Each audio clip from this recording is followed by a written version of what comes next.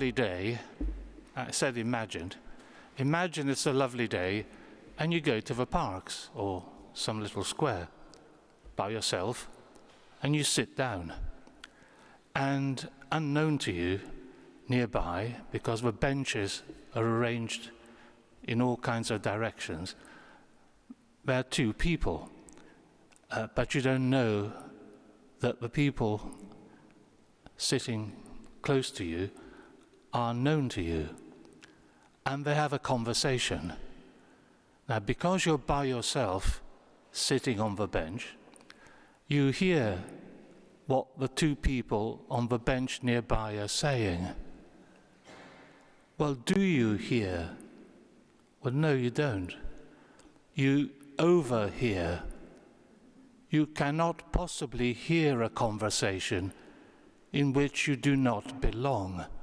You can only overhear what they're saying. But then suppose one of the people nearby having this conversation recognizes you, says, "Oh, hello, come and join us. We were just chatting about whatever." Then, for the first time, you hear the conversation as they've said to you, "Come and join us." Unless you belong in some way, you cannot hear other people's conversations. You can only overhear. If you don't belong, you can't hear. Hearing presupposes some belonging, however temporary. Come and join us. Now, today's gospel turns on that. And it deepens as what joins those two disciples to Jesus emerges. And the conversation can go deeper because the relationship is deeper. You see, nothing really is ordinary in our lives. It's just we don't think about it. So, unless at some level you are asked to join in, to belong, you cannot take part in a conversation. You can only overhear it. Notice then how today's gospel follows that in ever-deepening conversation as the relationship between the disciples and the one they don't yet recognize deepens. But the relationship was there, so far undisclosed. They're in a public place.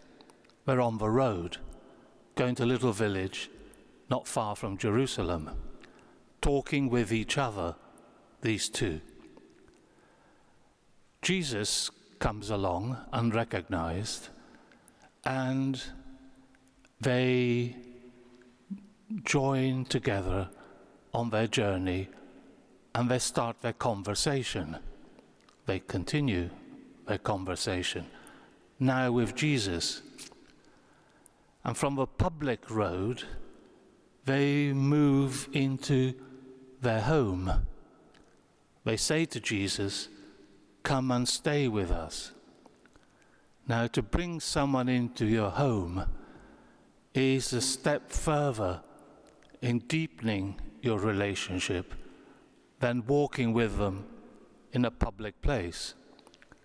And of course, the conversation then can deepen because they've brought Jesus to their home. Further move, further depths. They then say in their home, "Stay and eat with us, have a meal." Now, to have a meal isn't just to eat. To eat is to put food into your stomach. You can do that by yourself. A meal involves others. It's more than putting food in your stomach. It's an occasion. It's a relationship. At some level, all food is the food of life. to share the food is to share the life.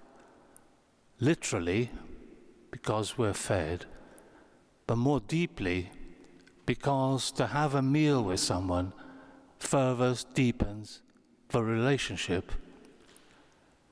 So you see how the journey, literally, from the road to the house to the meal, becomes a journey into ever deeper relationship, which is what it always is. Then, the last touch. The disciples are redirected. They were going away from Jerusalem, where Jesus had been crucified. They were sad. They were stopped in their tracks by Jesus and looked sad because the Messiah they'd expected hadn't come, and it wasn't Jesus, as far as they knew, as far as their journey had taken them so far. But after the meal, after this journey literally on the road to the house, to the meal, had become a journey into a relationship with Jesus and a conversation that matched the depth of the journey, we're told they arose and went back to Jerusalem, to the 11 and the other disciples. Their lives have been redirected by that meeting. And the word used for they arose is the word for the resurrection, the ascension. There is more to come for them, further journeys as disciples. And perhaps, again, like so-called ordinary things, are extraordinarily deep once we're aware of what we're involved in, like you can't hear a conversation you don't belong to. Well, so, here, at the end of Mass, the priest tells us, go forth in peace. Go, you notice, back into the world, now being closer to Christ through the communion we've shared, the union we've shared with Christ. And now we go in peace. But the point is, we go. We should never leave the Mass the way we came to it. There must be a transformation. There must be a union, a communion, at a depth we could never have created, but Christ creates with us. Go in peace.